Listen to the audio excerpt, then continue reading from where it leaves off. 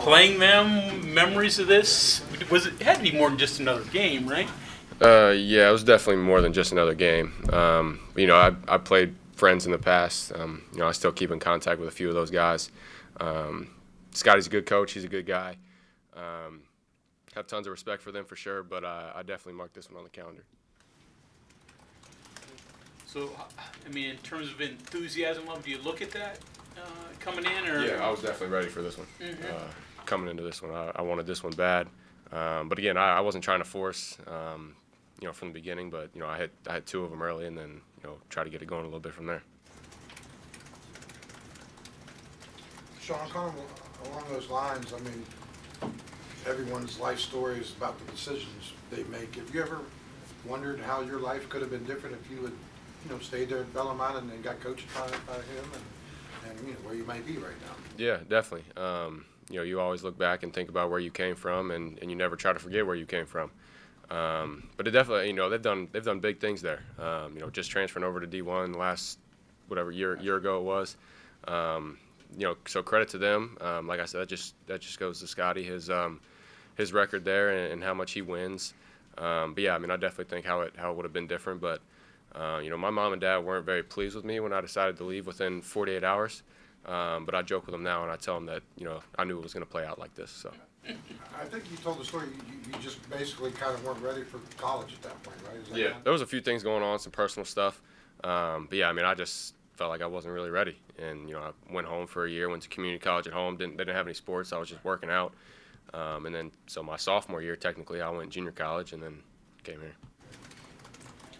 Hey, Sean, I understand the personal stuff there. Why was this one so important? Was it just the fact that you kind of bookend starting Division II with Division I, or it doesn't sound like it was personal at all, right? There's a couple of different things. Having two offers out of high school, both Division II. I feel like when I was in high school, I always felt counted out. It's not really having something to prove, but definitely having a chip on my shoulder tonight. Those conversations that I had with Coach Davenport when I decided to leave. He obviously wasn't happy. He spent a lot of time recruiting me, as any coach wouldn't be happy. I decided to leave and do what I did. And some conversations were had in his office that I definitely remembered going into the night.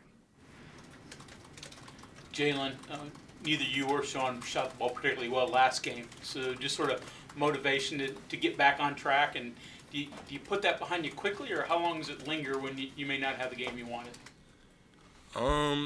I can only speak for myself on this one, but I'm sure that Sean's the same way. To be a really high-level shooter, you have to have a next shot mentality. So if you're missing shots, you can't stop shooting, because that's when all those negative thoughts really set in, and then you're really going to be missing shots. But as far as myself, I haven't shot it well the last 3 games from outside, but that's when I try to do other things to help my team win by any means necessary, like go chase rebounds, try to block shots, try to run through passing lanes. So there's a lot of aspects that go into it, but as long as you keep a positive mindset, it won't really linger with you too much. Next one's going in, too. Yep, next one's going in. I tell him that every time he misses. To that point, Jalen, you led the team with 9 rebounds, and now you guys had a +10 margin on the glass. I'd have to look it up. I'd imagine that's probably the best job all season. Would you think so? And did that kind of lead to your effort on the glass, like you said, trying to do other things? Honestly, I just came into today's game just trying to play with more energy. I felt like against Eastern Kentucky, we kind of came out flat. So I took the challenge on myself to just be active, try to get every single rebound that I possibly could, try to get I'm not going to say that. Try to get a lot of deflections, try to be active in general, just trying to help my team win. For either one of you guys, the second halves have been adventurous, so to speak, right? This one kind of took control and probably did what you wanted to do, I guess. Any indications that was coming, or you had a feeling that it could turn out that way? West Virginia kind of has this second half mentality kind of thing. We like to make games more stressful than they probably should. Stress Virginia. Uh-huh.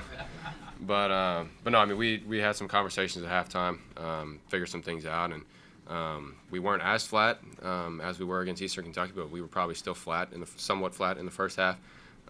Picked things up on the defensive end, probably didn't give up as many second chance opportunities in the second half, which obviously led to more offensive possessions for us and more buckets.